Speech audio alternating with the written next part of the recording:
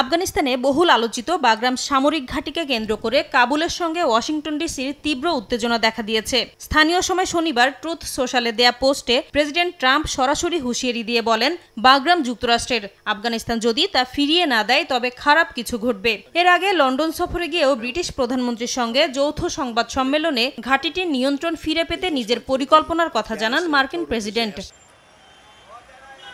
এদিকে ট্রাম্পের বক্তব্য প্রত্যাখ্যান করে বাগরাম যুক্তরাষ্ট্রের হাতে তুলে দেবে না বলে সাফ জানিয়েছে তালেবান সরকার। স্থানীয় সময় রোববার তালেবানের মুখপাত্র জাবিহুল্লাহ মুজাহিদ যুক্তরাষ্ট্রকে বাস্তবসম্মত নীতি গ্রহণের পরামর্শ দেন। জানান, আফগানিস্তান সব রাষ্ট্রের সঙ্গে পারস্পরিক স্বার্থের ভিত্তিতে সম্পর্ক গড়তে চায়।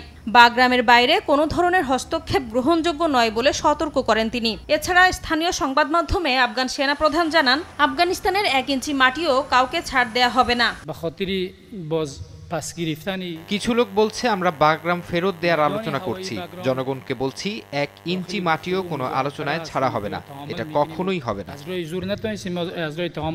অন্তত 1 মাস ধরে ঘাঁটিটির নিয়ন্ত্রণ ফিরে পাওয়ার বিষয়ে ট্রাম্প প্রশাসনে আলোচনা চলছে বলে একটি সূত্রের বরাতে জানায় স্থানীয় গণমাধ্যম।